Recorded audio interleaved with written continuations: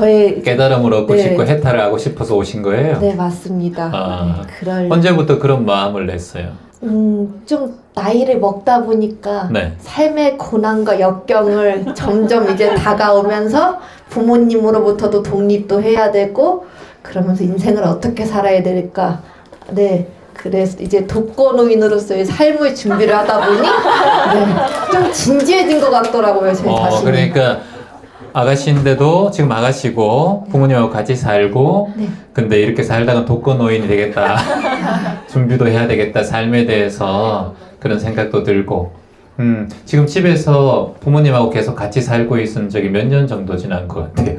자취한 지는 네. 얼마 안 됐고요. 자취해서 네. 하고 있어요? 네, 자취를 하다 독립했네요. 보니 음. 이제 내일 모레 거의 이제 연세도 많이 이제 제가 나이가 40이 넘어가면 계속 고민이 우리 부모님 그렇죠, 병구하는 고민을 많이 하니까 그게 자연의 섭리잖아요. 그렇죠. 늙어가는 게 자연의 그게 섭리죠. 두렵더라고요, 솔직히. 지금 제일 두려운 거는 시간이 안 흘렀으면 좋겠어요.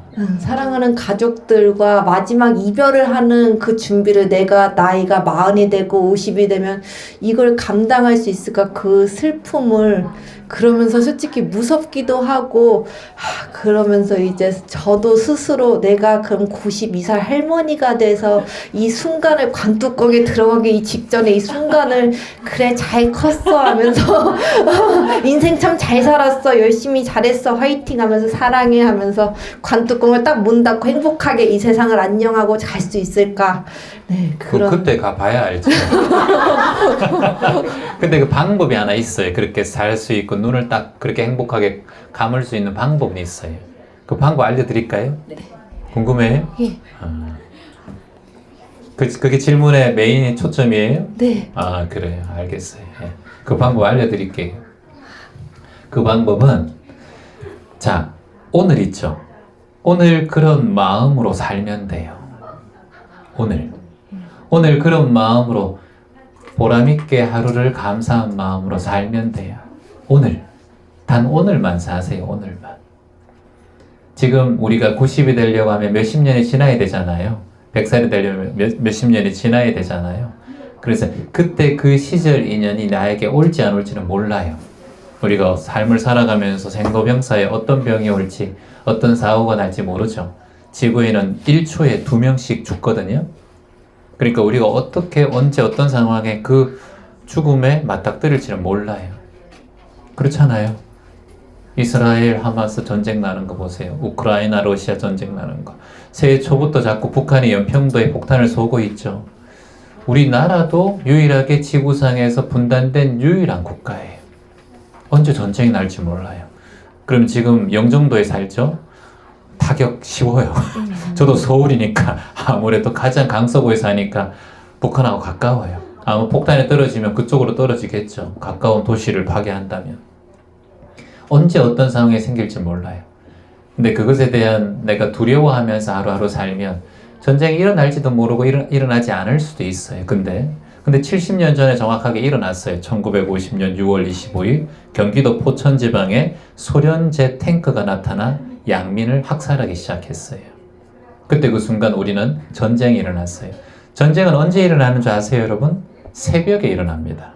1차 대전도 새벽에 일어났고 대한민국 6.25도 새벽 4시에 평양에서 수없이 많은 군인들이 발을 맞춰서 남한으로 진격하게 됩니다. 평양에서 그 순간 새벽 1950년 6월 25일 새벽 그 3시부터 2시 상황을 정확하게 기억하고 있는 탈북한 사람들이 증언해 준 내용이에요. 평양시에서 새벽에 수없이 많은 군인들이 발을 맞춰서 남한 쪽으로 내려갔다라는 거예요. 그때 4시에 정확하게 전쟁이 일어났어요. 다 고요하게 자고 있을 때. 우리는 항상 어찌 보면은 대비를 해야 되겠죠. 그래서 저도 군대 갔다 왔고 여기 남성분들도 군대 가는 거예요. 왜냐? 전쟁이 일어날 수도 있고 나지 않을 수도 있지만 70년 전에는 일어났기 때문에 언젠간 일어날 수도 있기 때문에 대비를 하는 거예요. 우리의 삶도 내일 죽을지 10년 후에 죽을지 50년 뒤에 죽을지 우리는 알 수가 없어요. 하지만 반드시 죽어요. 이건 오히려 보면 더 전쟁보다 더 위험할 수도 있다고 생각하셔야 돼요. 왜냐? 우리는 반드시 죽으니까. 근데 우리가 살아있는 동안 전쟁이 일어날 수도 있고 나지 않을 수도 있고, 이건 확률상 죽음보다 더 유리한 거예요, 사실은. 근데 죽으면 반드시 죽어. 그러니까 뭘 더 대비해야 되는지 여러분들은 눈 뜨고 알아차려야 돼요. 당연히 뭘 더 대비해야 돼요. 여러분의 죽을 수밖에 없는 과정을 대비하는 게 좋죠. 그런데 죽음을 맞이할 때 대부분의 사람들은 항상 후회하는 마음이 크대요. 3가지를 후회한대요. 첫 번째, 내가 하고 싶은 거 하며 살 걸. 두 번째, 내가 맺힌 거 좀 풀고 살 걸. 그리고 3번째, 좀 베풀고 살 걸. 이 3가지를 호스피스 병동이든 요양원이든 가장 높게 뽑은 3가지예요. 그럼 하고 싶은 거 하면 살면 돼. 그러면 내가 오늘이라도 당장 몇 년 뒤에 어떻게 된다 하더라도 50년 뒤에 어떻게 된다 하더라도 하고 싶은 거 하면은 덜 후회되겠죠. 그쵸? 그리고 두 번째, 내가 주변의 사람들 인간관계가 불편하면 내가 하루하루가 지옥 같아요. 가족이든 자식이든 친구든. 그러면 풀어야 돼요. 그러면 눈 감으면서 참 잘 살았다 하면 맺힌 게 없는 사람은 눈 잘 감겠죠. 안 그렇겠어요? 그런 사람들이 죽기 전에 후회를 했으니까. 그리고 3번째, 베풀고 살아라는 거예요. 김영석 교수가, 연세대 명예교수 김영석 교수가 100세가 넘었죠? 철학과 교수 명예교수잖아요. 그분의 책이 최근에 많은 사랑을 받았습니다. 그분의 책 중에서 가장 포인트가 뭔지 아세요, 여러분? 내가 100살 넘게 살아보니 내가 살아가면서 내가 행복한 것, 내가 원하던 것을 했던 시절보다 지금 가장 가슴에 남고 내 삶을 잘 살았다고 생각하는 건 남을 위해서 베풀었던 기억이다 라고 얘기했어요. 우리는 100살 안 살아봤잖아. 근데 그분은 철학가라서 마음 공부하시는 분이고 인생을 그렇게 보신 분이에요. 그러니까 그분의 삶을 우리가 유추해서 어떻게 살아갈 건지 지켜보면 돼요. 어떻게 살아가시겠어요? 정말 후회 없게 사는 게 많이 어렵습니다. 그러니까 후회란 건 언제 하는 거예요? 과거에 있는 일을 후회하는 거잖아요. 후회를 한다는 것은 이미 과거에 집착하는 거예요. 저는 후회가 없어요. 한 번도 후회해 본 적이 없어요, 살면서. 왜냐? 저는 과거는 존재하지 않는 거라고 확철대오하고 있기 때문이에요. 깊이 깨닫고 있다라는 거예요. 후회할 시절 인연, 그 시절 인연을 후회하는 순간에 오히려 내 삶의 지금 이 순간 미래를 창조하는 일이 더 좋죠. 응? 최근에 한 분이 저한테 상담을 왔어요. 이분이 성형수술에 중독된 분이에요. 거의 얼굴을 10번 이상 수술을 했어요. 그래서 저한테 오셔서 채화님 나이가 드니까 이제 60세가 가까이 되니까 자신이 이 후유증이 나타난다는 거예요. 피부도 녹아내리고 또 했던 거 또 보형물 또 넣어야 되고 자꾸 그렇게 한대요. 몸에 여기 다 했어요. 이렇게 얘기하셨어요. 아이고 그러셨어요. 이제 그분이 가장 후회하는 건 이 수술을 잘못했다. 더 좋은 의사를 찾아갔지만 또 이 수술도 또 잘못됐다라는 생각을 하더라고요. 그건 잘못된 게 아니라 그 의사는 최선을 다했을 거예요. 잘못됐으면 의료사고로 재판에 걸어서 뭔가 문제를 해결했겠죠. 근데 자신이 늙어가는 것에 처지고 하는 것을 인정하고 받아들이지 않고 그걸 모든 순간 의사에게 집중했다는 거예요. 의식을. 그러니까 본인은 의사만이 내 얼굴을 바꿀 수 있다는 의식이 무의식에 자리 잡혔어요. 20년 동안 성형수술을 했기 때문에. 무슨 말인지 알겠어요? 여러분이 지금 대추차를 드시고 계시죠? 이 대추차를 드시고 난 다음에 갑자기 오늘 뭔가 아프던 곳이 안 아프게 됐어. 허리 아팠는데 이 대추차 먹고 안 아프네. 그러면 어디 집착하겠어요? 대추차 검색하기 시작합니다, 여러분.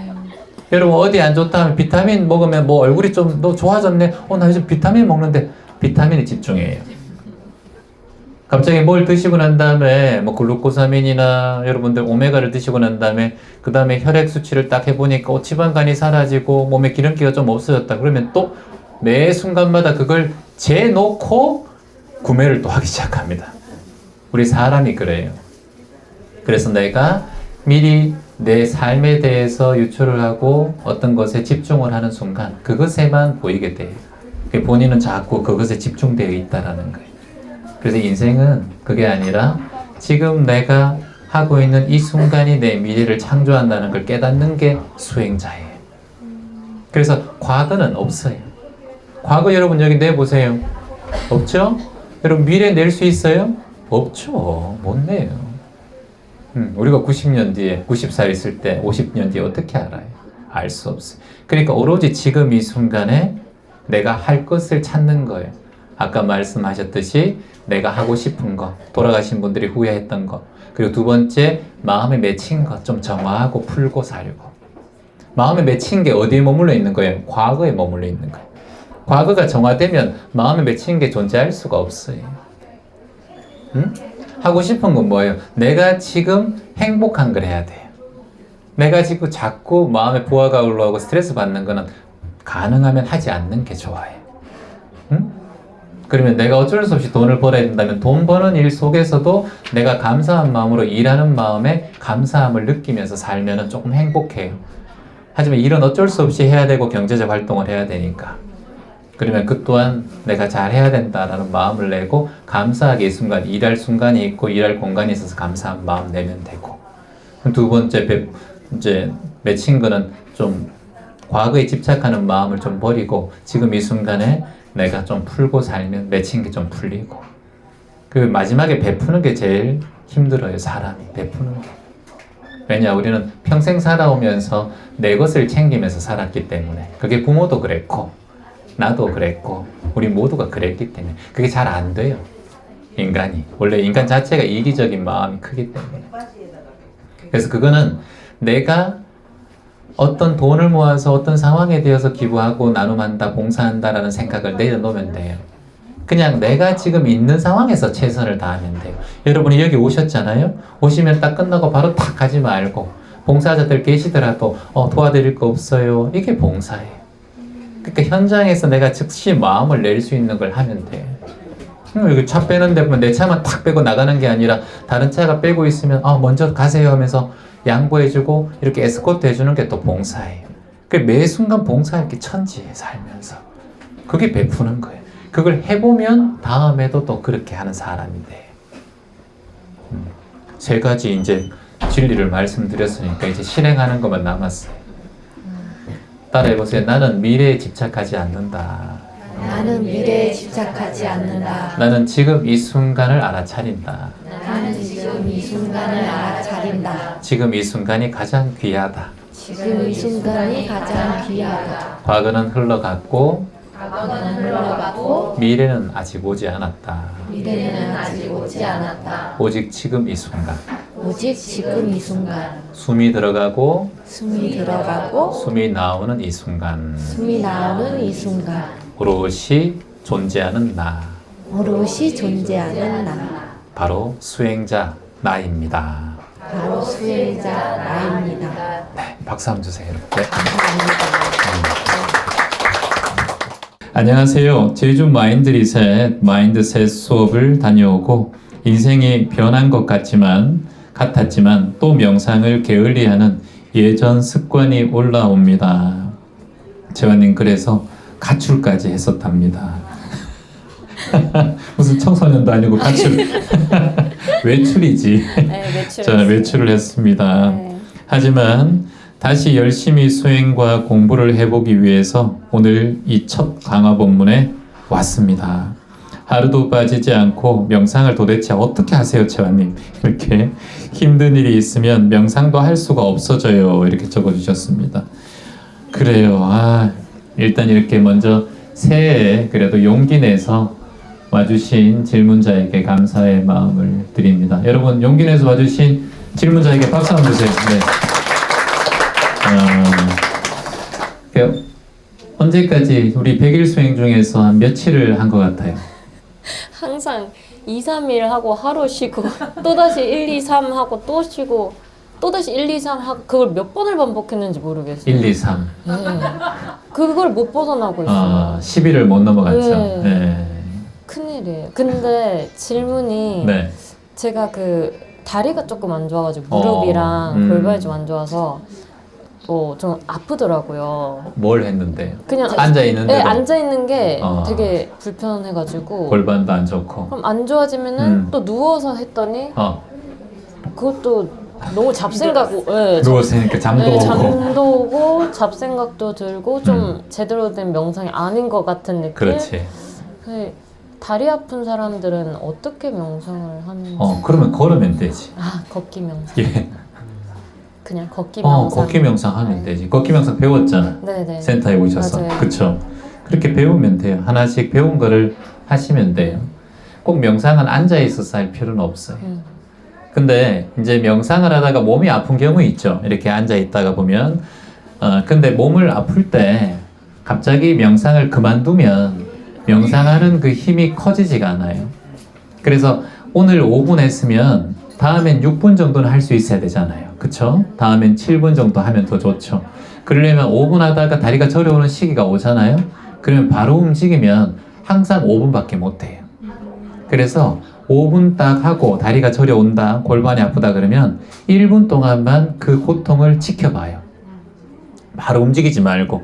여기 지금 대추차가 있는데 대추차를 마시고 싶은 욕구가 일어나잖아요. 또는 뭐 통증이 일어난다고 봅시다. 그러면 대추차를 마시고 싶은 이 욕구를 단 1분 정도만 내가 마시고 싶어 하는구나. 이렇게 마음으로 대추차를 봐요. 그러면 식욕이 떨어져요. 그래서 뭐 다이어트 하든가 그리고 몸에 어떤 여러분들이 이상이 있어서 뭔가 마음이 자꾸 올라올 때도 내가 지금 마음에 어떤 올라오는 감정이 있구나 라고 지켜보셔야 돼요. 여기 맛있는 케이크 앞에 있는데 나는 케이크를 너무 좋아해. 그래, 먹는 게 아니라 단 1분 동안만 이 케이크를 지켜보는 거예요. 그러면 내 몸에 통증이 있잖아, 골반에. 그러면 명상을 하는 중간에 바로 움직이면 항상 그 5분이 커트라인이에요. 그러면 1, 2, 3일 또 1일, 1, 2, 3일 또 1일차로 되돌아가는 거. 그러면 1, 2, 3일, 4일째 되는 날이 나에게는 한계점이라고 보면 돼. 그러면 4일까지는 내 목에 칼이 들어오더라도 하겠다. 이 마음을 내는 거예요. 그러면 4일까지 하게 돼요. 다시 1일차로 되돌아가도 돼요. 그러면 4일차까지 했다라는 기억이 내 안에 있거든. 4일차까지 했어. 그러면 다음에는 5일차 할 수 있어. 이렇게 하나하나 해나가는 거예요. 그래서 내 몸에 통증이 있을 때는 5분 할 때 통증이 있다고 하면 통증이 내 몸에 느껴지는구나. 그래, 통증이 내 몸에 느껴지는구나. 골반이 아프게 느껴지는구나. 그래, 호흡을 한번 이 통증을 한번 후 불어내보자. 통증에 깨어 있는 거예요. 이 통증에 내가 깨어 있어 보자. 그리고 이 통증을 지켜보자. 그리고 이 통증을 알아차려 보자. 이 통증을 그대로 내가 통증도 내 것이니까 받아들여 보자. 그래, 받아들이니까 조금 낫네. 이 통증을 코로 깊게 숨을 들이마셔서 한번 후 내뱉어 보자. 이게 깨어있기, 지켜보기, 알아차리기, 받아들이기, 흘려보내기. 깨지, 알밭, 흘. 뭐라고요? 깨지, 알밭, 흘. 이걸 우리가 외우고 있잖아요. 기점명상에서. 그래서 이걸 응용하는 거예요. 그러다 보면 1분이 금세 가요. 1, 2분 지나갈 수도 있어요. 지금 말한 게 지금 2분 정도 됐거든요. 그러면 다음에 7분 정도 후에 골반이 아파올 거예요. 그래서 점점 더 편안해져요. 저도 28년 전에는 앉아있는 게 다리가 아프고 제가 무릎이 군대에서 다쳐가지고 제 무릎의 2배 정도 불었어요. 그래가지고 군대에서 약이 없었던 상황에서 굉장히 고통스러웠어요. 그리고 고등학교 3학년 때 4, 5번 척추 디스크를 멀리 뛰게 하다가 다쳐가지고 움직일 수가 없는 상황이었어요. 그래서 군대가 가는 게 힘들 정도로 척추 이 디스크 질병이 심했어요. 근데 지금 1000배도 하잖아요. 그러니까 수행을 하다 보니까 점점 개선됐어요. 수술한 적도 없거든요. 매일매일 제 몸이 개선됐는데 그게 한 번에 1000배를 한 게 아니라 10배밖에 못할 때 그 다음날 11배 하고 15배에서 좀 아프면 12배로 다시 하고 이렇게 차츰 느린 거예요. 그러다 보니까 무릎 연골이 점점 더 내 무릎을 보호하고 근육이 생기더라고요. 허리도 점점 더 강화되어서 허리 옆에 근육이 딱 내 척추를 잡아주더라고요. 그러니까 점점 더 수행을 더 깊이 할 수 있었어요. 처음에 이렇게 앉아있지 못했어요. 왼발이 제 무릎이 나갔었거든요. 그래서 항상 왼발은 이렇게 펼치고 있었어요. 오른발만 이렇게 있고. 근데 여러분들과 제가 기점명상 지도자 워크샵 할 때 우리 1시간이든 2시간이든 이렇게 앉아있잖아요. 그리고 엉덩이 바닥에 차갑든가 그리고 울퉁불퉁하면 앉아있지를 못했어요. 산에서도 바위에서도 아무것도 깔지 않고도 이렇게 3시간씩 명상 수행하잖아요. 그러니까 이게 점점점 좋아지더라는 거예요. 저도 똑같았어요. 질문자와. 그래서 내가 오늘부터 골반에 통증이 오면 통증이 오는구나라고 단 1분만이라도 지켜보자. 깨어있는 마음으로. 그러면 다음에 6분 할 수 있어. 그래서 아직 시작한 지 얼마 안 됐잖아. 네. 그리고 가출은 자꾸 해요. 좋아요. 네, 20살 넘었죠? 예. 예, 그러니까 가출은 자꾸 해볼실 해야지 영원히 가출할 수 있어요. 네, 감사합니다. 그게 독립이에요. 네.